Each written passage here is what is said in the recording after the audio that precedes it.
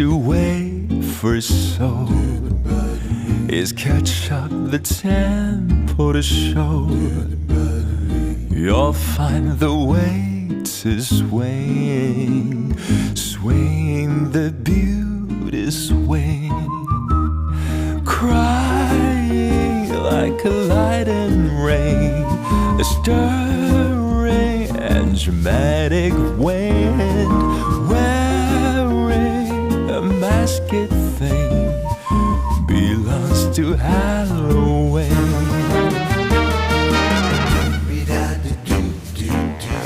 They are crazy. Okay, alright. You can hear the texture full of charming. You can feel the kind of mood. Come to the bed about defending beauty. Find a place to sit down. Feel the basic rhythm and just your pitch. Prepare yourself for a dream. She wants to win.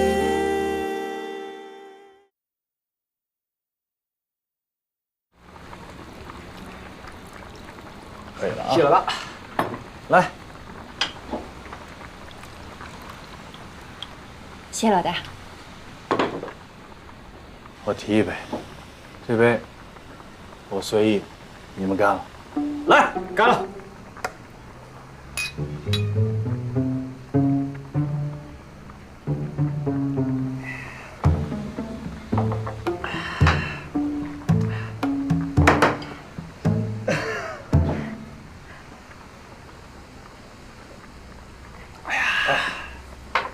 今天请大家吃饭，没有别的，就是开心，就是高兴。老大，你为咱们广告部狠狠出了口恶气。话不是这么说，那是因为你们两个人优秀，真的优秀，关键时候没有掉链子，有骨气。来，我提一杯。说实话，今天陈主编喊到我们的时候，我不知道晶晶啊，我是懵的。但我看到你的时候，我心里就一个念头：挺住。对了哟，哈哈，就应该给陈开怡搞这么一下。老大，我今天真是太服您了啊！今天，以前不服，服啊，以前也服，一直都服，今天尤其特别的服，五体投地的服。哎呀，展开具体说一下。具体展开说哈，我觉得呀，今天就是总部在跟你打配合，为什么呢？你看啊，那个秦敏，他以为把陈毛头叫出去，我们就不知道怎么回事了。结果他前脚一出门，嗖，那个邮件就来了，我们一下子全都知道怎么回事了。哎，老大，1分钟不到，那脸啪啪啪啪啪啪的打，那脸都没法看。对，陈开怡呀，以为乔治不在了，就能只手遮天，称王称霸。我今天把话放在这儿，总部讨厌他的人多了去了，而且他一直把自己当做什么是一个真正的新闻人，怀揣着新闻的梦想，什么内容为王。现在什么时代啊？现在是什么时代？我问你们，你说。自媒体时代，信息碎片化时代，大众消费精英的时代。哎，对了，所以陈开怡、严凯他们早就被淘汰了啊！焦主编一旦来了，我们吃肉，他们连喝汤的资格都没有。老大，那个萧红雪那么厉害呀？明白人，赚大钱的人，手里的资源大把大把的。我这么说，总部对萧红雪主编寄予厚望，但是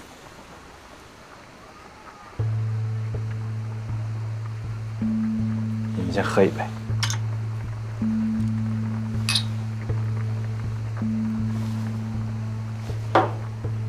但是啥，老大？但是萧红雪主编这一回来到我们盛庄，一定会遭到陈开怡跟严凯的极大的反击。那么他手里找什么呀？手里少一张扭转乾坤、锁定大局的牌呀。什么牌？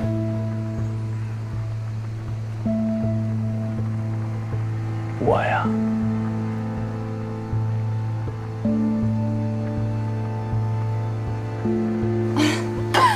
老大说的对，敬这副牌。敬佩。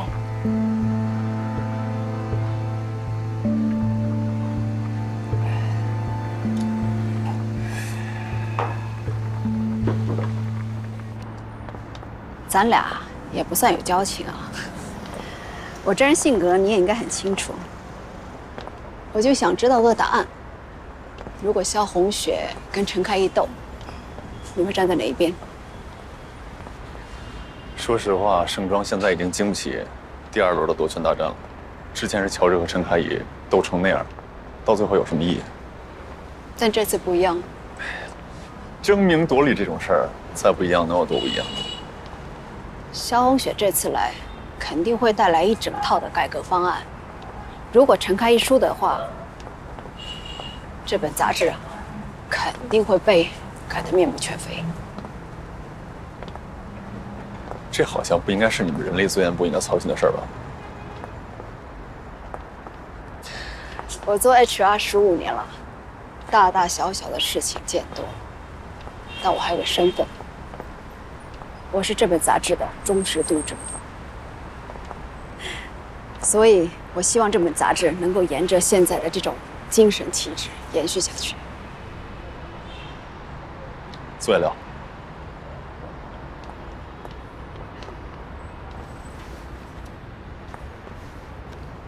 你怎么就能确定萧红雪的改革一定会让杂志更糟呢？我认为这个行业里啊，没有谁比陈开怡更适合领导这本杂志。你看当年乔治跟陈开怡斗，乔治赢得了领导权，但在内容方面，陈开怡是主导的，乔治从来不过问。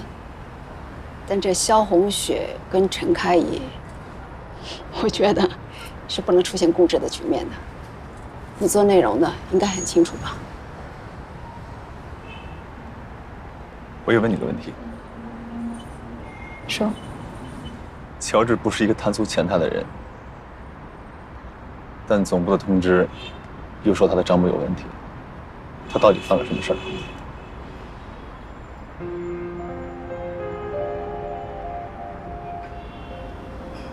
我听说，乔治动过一笔公司的钱，数目还挺大，而且去向不明。但是我觉得，总部这次查账，不是用来清算乔治的，是用来做人事洗牌的，是总部送给萧红雪的一把尚方宝剑，用来震慑管理层这帮人的。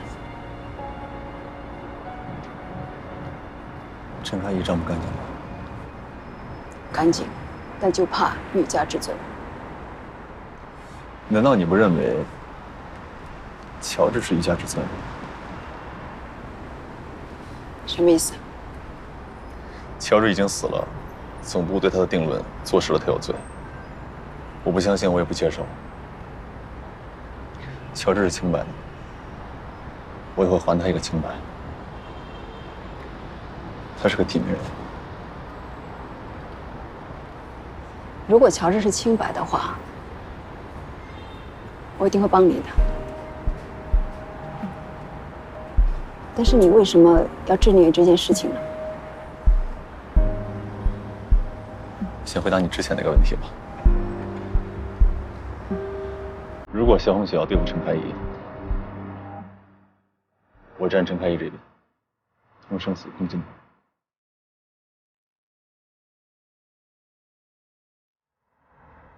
谢谢。我这么做不是为了陈开怡，也不是为了咱们俩可以在这儿达成某种交易。就算你不帮我，我也一定会查出真相。我站陈开怡这边，只有一个原因，我也是这本杂志的读者。来。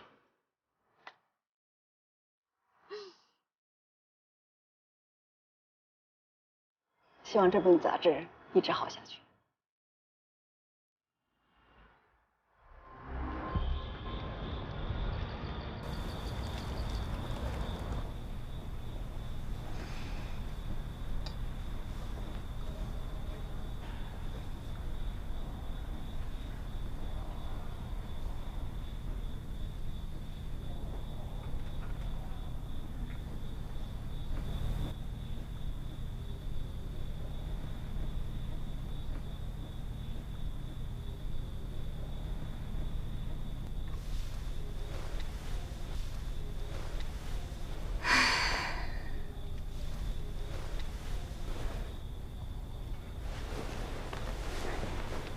菲菲，菲姐，菲菲睡着了，干什么呢？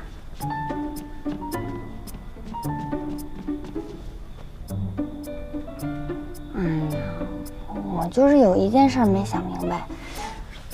你说，那衣服上明明有标签的，而且这件事情雪莉提醒过我很多次。我不可能把这种小事弄错的呀。干洗标签是谁写的？我。衣服是谁送去干洗店的？我。那不就得了？这锅你甩不掉的呀。不是，可是我清楚的记得，我真的没有在那个衣服上放那个标签啊。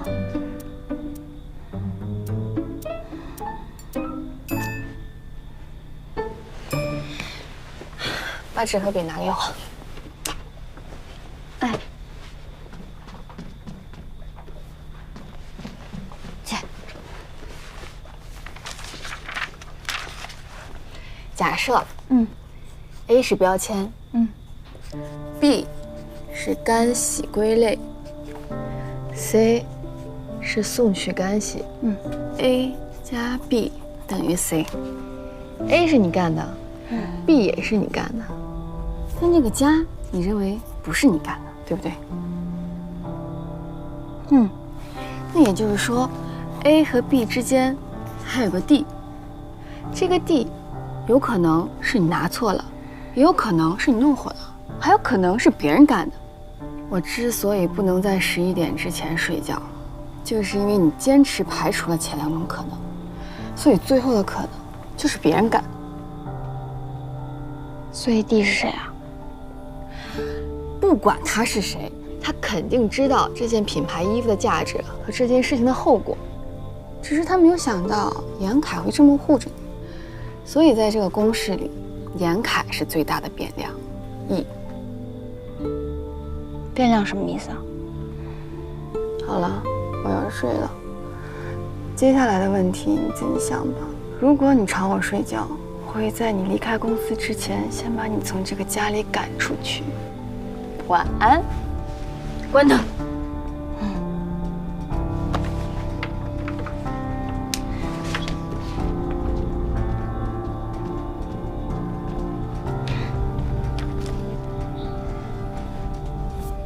D 是吧 ？A 加 B 等于 C， 中间多了一个 D。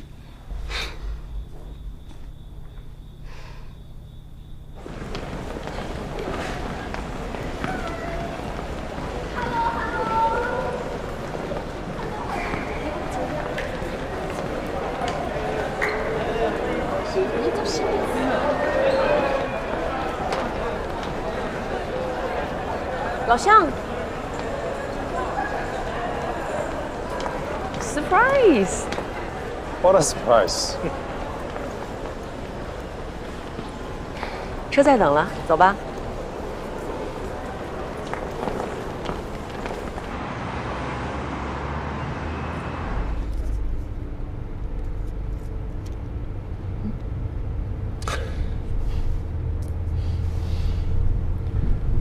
还是你细心周到，这么多年了，你还记得我这么一点小小的癖好？坐飞机坐了那么久，肯定辛苦嘛，所以提前给你准备了一点。在巴黎，我也试过其他自己嗅觉的东西，贵的便宜的我都试了一轮，就是比不上咱们这儿几块钱一瓶的风油精。真的很奇妙啊！人的嗅觉真的很忠诚，比视觉、味觉、触觉都来得忠诚。我倒觉得，除了语言，我们所有的感知都一样忠诚。但是这个世界的秩序却是由语言缔造的，所以忠诚才变得如此稀缺。你说对吧？说吧，费尽心思查我的航班号，这么凌晨到机场来接我，给我 surprise， 不会是就是让我搭一个顺风车吧？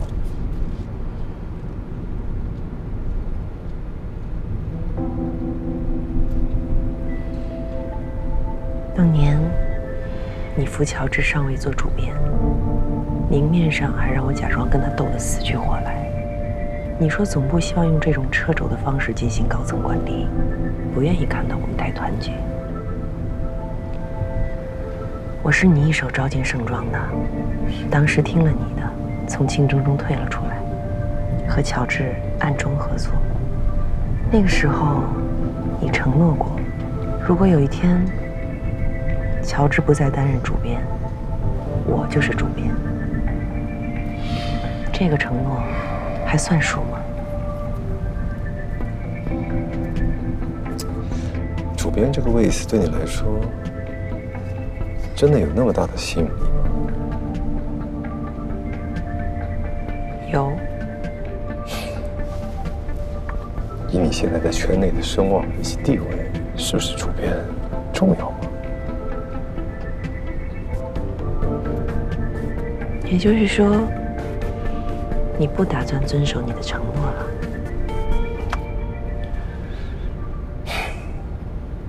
我跟总编辑私底下谈过3次，3次，结果并不愉快。我坚持由你接任主编，但是总编辑没有办法说服董事会。乔治的事情弄得大家都很不好看。你也知道我们集团的做事风格，他们认为是被你跟乔治欺骗了。欺骗？乔治的事情不是由你揭发的，他们自然就以为乔治此前所有的违规动作是你默许，甚至你们2个早就串通好了的。这件事情我要是处理不好，连我这个出版人的位子都坐不稳，所以他们坚持主编的人选要从外面空降。萧红雪还没到北京，就算到了北京，这一切也不是最终定局。任命通知已经下达整个集团，萧红雪已经不再是香港版盛庄的主编了，而她的继任人选也已经确定。就算你现在跳出来反对，就算董事会同意，那萧红雪怎么办？我觉得吧，做人做事，吃相不能太难看。说到底，你是不打算遵守你的承诺。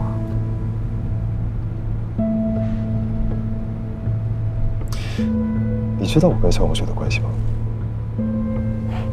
放心，我不会拿你们的关系做文章，就算斗，也一定正大光明的斗。我知道你不会拿我跟他的关系来为难他，我了解你。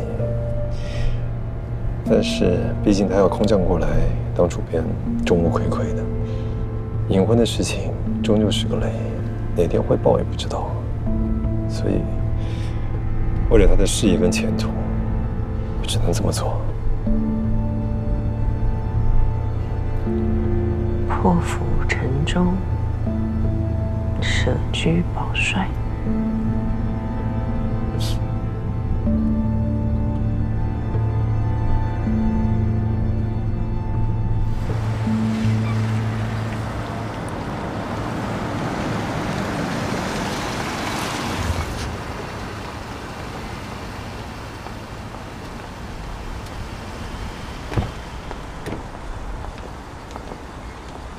谢谢你送我，非常有意思的一段行程。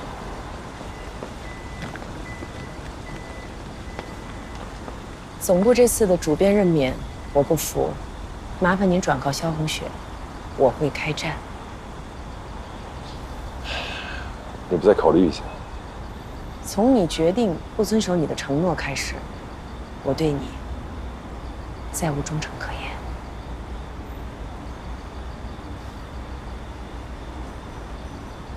既然你这么决定，那么我得提醒你，你的对手就不再是乔红雪，而是整个董事会。你觉得你有胜算吗？没有，所以我的对手只有小红雪。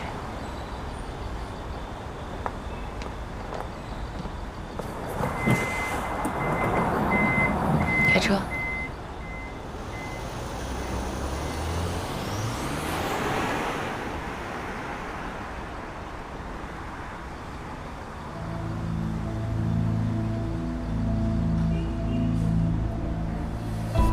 我刚到酒店，他来接我，他说他要跟你开战。我明天最早的一班飞机到北京，见面说。为什么这么着急啊？越快引陈开怡，对盛庄的伤害越小。行，那我等你。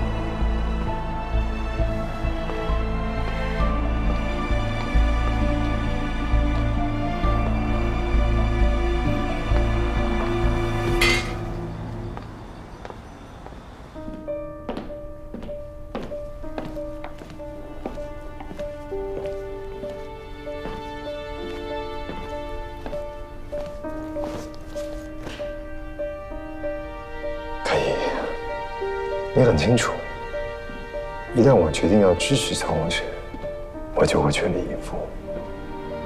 所以，你不要跟他斗。这个人情，算我欠你的。如果斗，你觉得我有几成赢面？我认为，忠诚之所以变得稀缺，不是因为语言不可靠，而是因为欲望往往蒙蔽了理智。从古至今，不论东西，不加节制的欲望，往往导致毁灭。你觉得呢？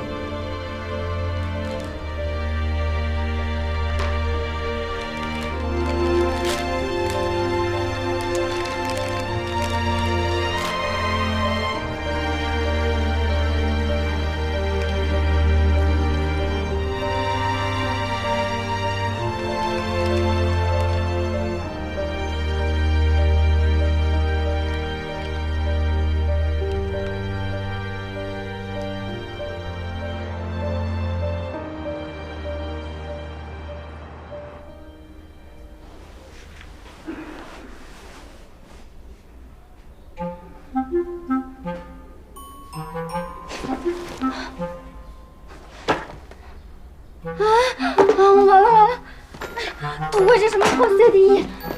这电话，哎，菜饭，你出，哎呀，你怎么不叫醒我呀？编辑部老师他们的咖啡你买了吗？你卡帮我打了吗？哎，你都没帮我弄啊？什么？小红雪这么早就来公司了？她这么早来干什么呀？哎呦，我完了，我知道了，你别说了，我那个赶紧出门了，我挂了，拜拜。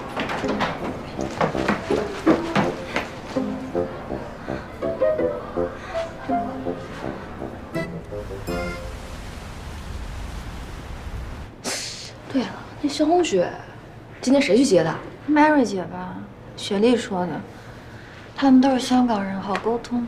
哎呦 ，Mary 姐这个忠心表的呀，真是，说不定是帮魔头刺探军情呢。我怎么有一种莫名的兴奋感呢？真是山雨欲来风满楼啊！哎呀，来吧，让我看一下扫地神僧的今日运势。魔头是天蝎座。你最大的敌人在你意想不到的地方。哇，你们说什么意思啊？什么意思？你一天就整得神神叨叨的。说点正经的，哎，鲁帽子今天那边有没有什么动向？鲁帽子从早上一来，屁股就没挨过椅子，在他那小屋里面转悠来转悠去的。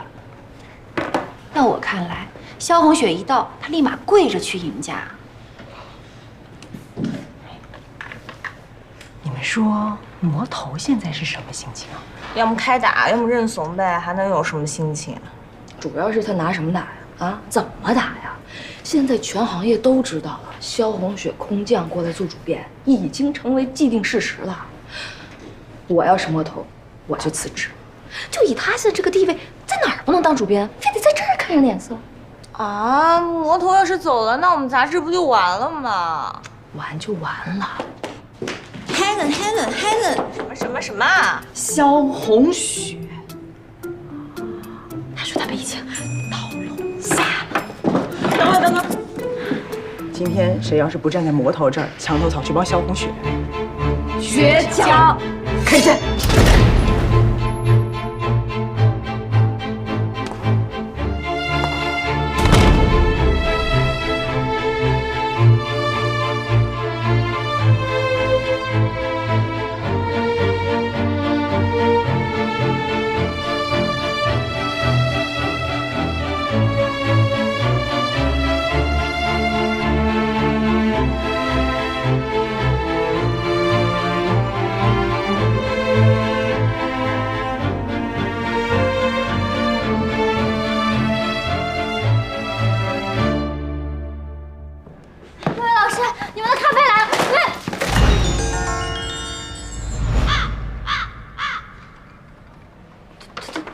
对不起。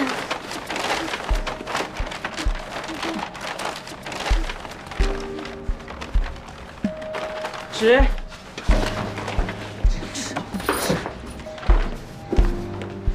开仪。港妹啊！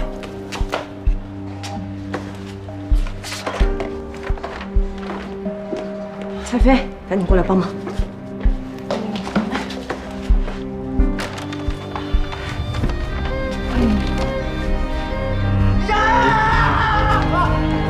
欢迎，热烈欢迎我们新任的主编萧红雪主编！鼓掌，掌声在哪里？快！哎呀，萧红雪主编来了！哎呀，来辛苦了！哎呀，来欢迎萧红雪主编！来，掌声，快，气氛，鼓掌啊！快！起来，手上持续放一放，快！站起来！哎呀，疯了！快点，起来！快！来了，累不累啊？没事，卢总监，我不累。那个实习生开掉啦，根本就是个烧把新来的。我跟你说，他今天最好是不小心。如果让我知道他是故意的，我绝对不会再给严凯一点点面子。说的好像你给过严凯面子似的。不行，我真的还是咽不下这口气。我待会就要去找秦明姐，这种人必须马上开掉。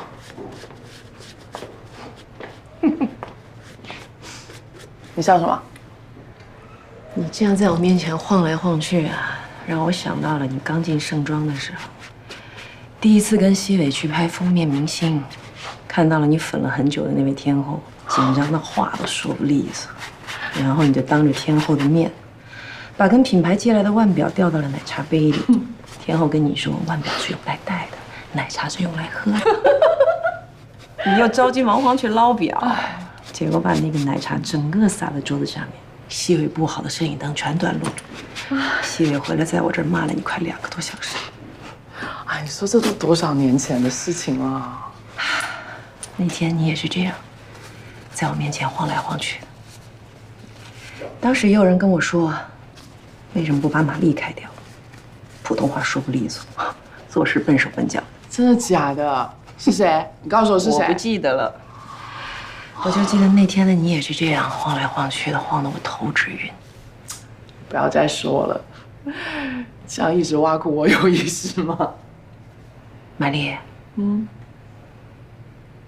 你觉得我能赢萧红雪吗？我能说真话吗？我的意见是，别跟他斗，算了。因为之前我在香港其实就听过他的一些传闻，比如说他很厉害啦，很有手段什么的。但是今天我去机场接他，算是我跟他第一次碰面嘛。我们聊了一路上，我觉得以前那些传闻其实都没有讲到重点，就是他其实有一种很令人可怕的气质。什么气质？他让人无法拒绝，而且不是因为怕他，是忍不住会喜欢他。喜欢他？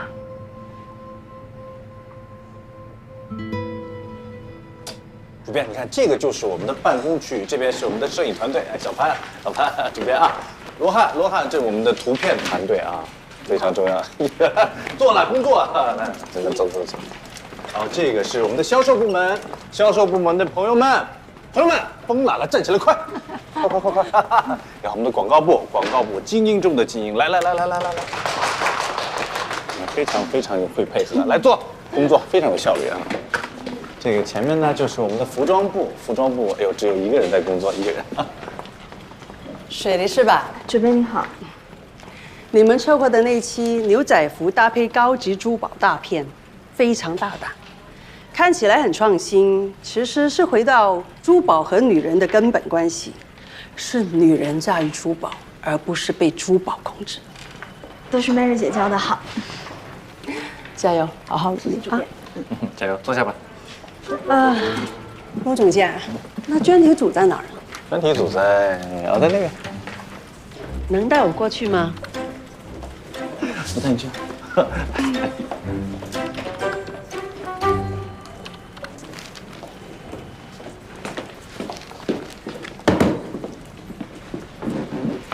严凯，你好，幸会。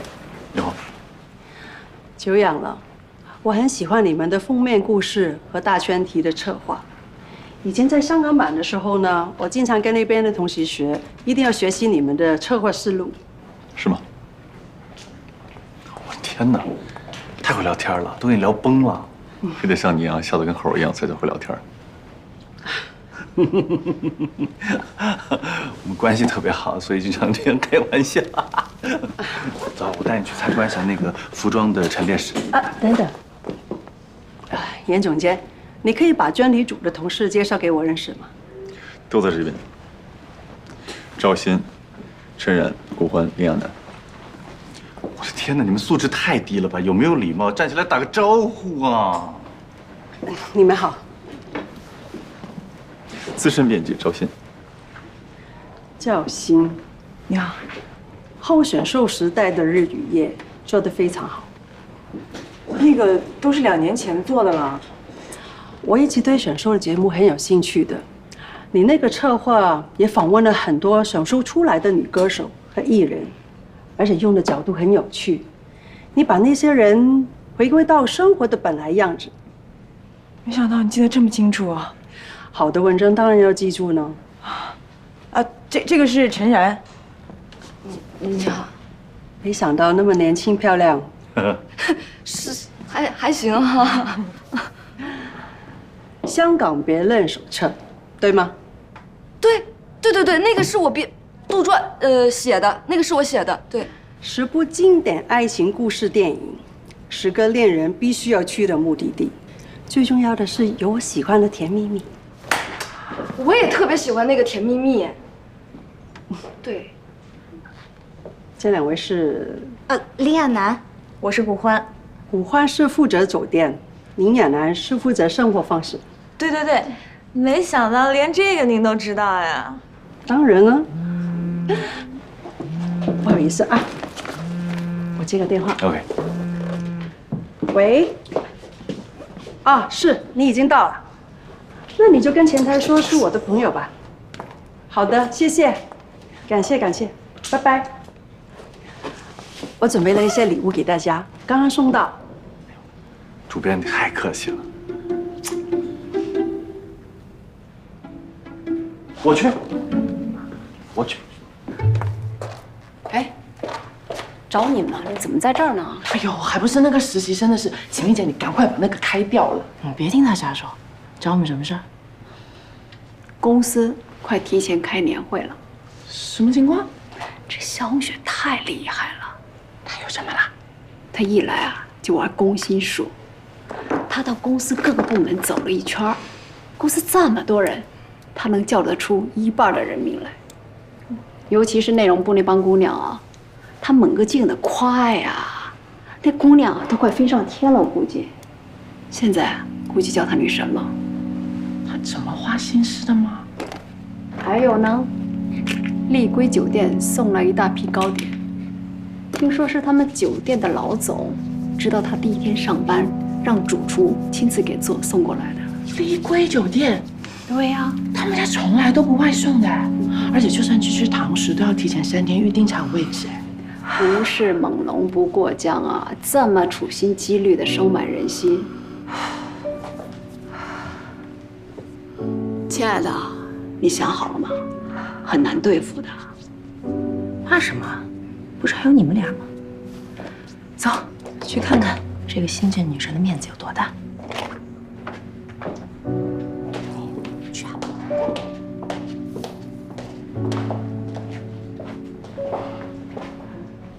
啊！所有人都听我说一下，今天所有的吃的都是我们肖主编特意从外面订来的，大家可以多吃一点。我们感谢肖主编，好不好？来，谢谢肖主编，谢谢肖主编啊！肖主编，你放心，我们以后一定会好好工作的，是不是啊？是。来，肖主编介绍一下啊，公关部的邓总监非常好。我们刚才已经见过了，见过了。幸会啊！酒量很好。真的吗？能不能说点有用的？交代。哎呀，这是我部门的，年轻有为。谢谢肖主编。不用客气，很年轻啊。谢谢。哎，你们慢慢说。开怡同学，你快点来，我把最好吃、最漂亮的那个留给你。啊，真係好多謝你噶，我就不吃了，你招呼大家繼續吃，畢竟現在是工作時間。那我是不是打扰到大家工作？我没有这个意思。当然不打扰啦。肖主编，你这个人就是太细心了，真的想的太多了。哎，卢总监说的对，一点儿都不打扰。还是我们平时管理太松散了，都是我的责任，让你见笑了啊！哎，大家别愣着了，继续吃吧，吃啊！吃。那个专题组差不多了啊，你们稿子都交了嘛，赶紧的。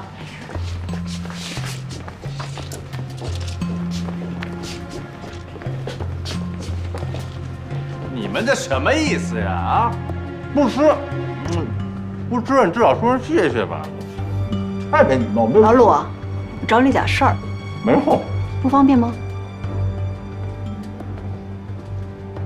主编，那我可以吗？当然可以了。你一个人在这里可以吗？可以。马上回来。开怡，我去一下开怡。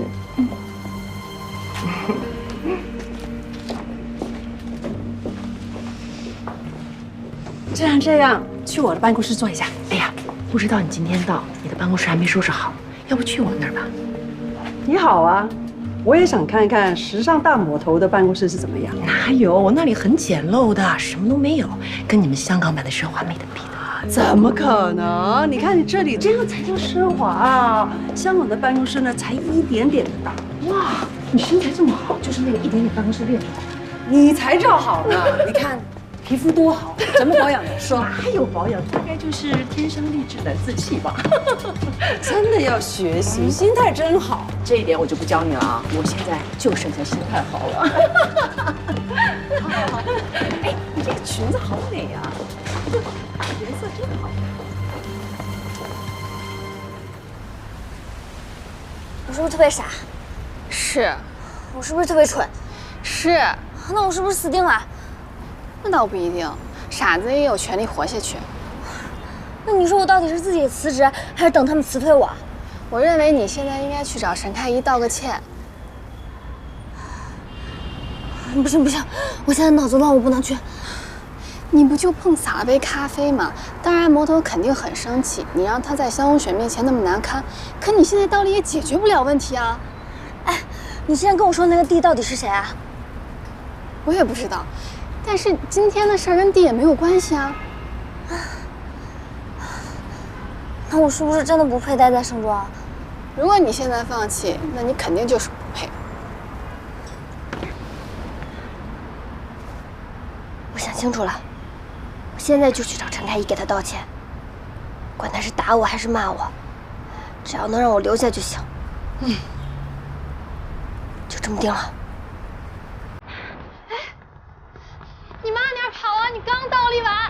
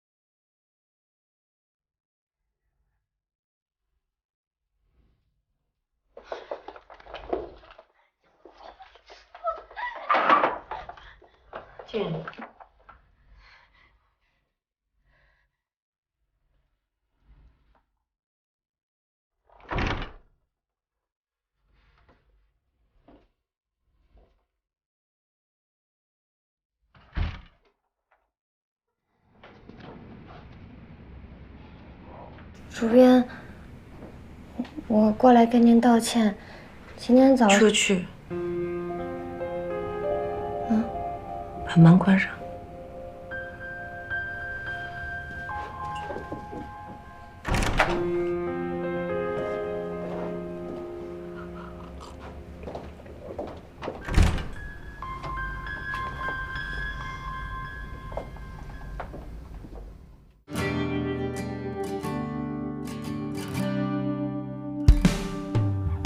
梦幻般浪漫，迷途能返，烟花般绚烂，原地打转。被什么吸引？为什么所乱？一颗心不安，缱绻辗转。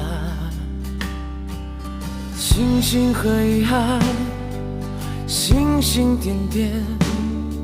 在推波助澜，骄傲慢慢，也曾经沧海，也曾经温暖，一双手点燃，推杯换盏。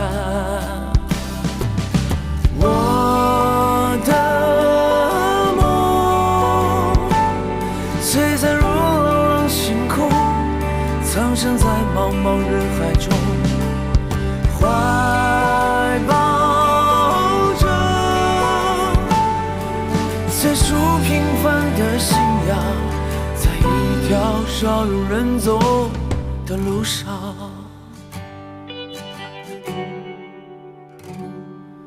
庆幸和遗憾，星星点点，在推波助澜，骄傲慢慢。也曾经沧海，也曾经温暖，一双手点燃，推杯换盏。我的梦，璀璨如朗朗星空，藏身在茫茫人海中。怀抱着最初平凡的信仰，在一条少有人走的路上。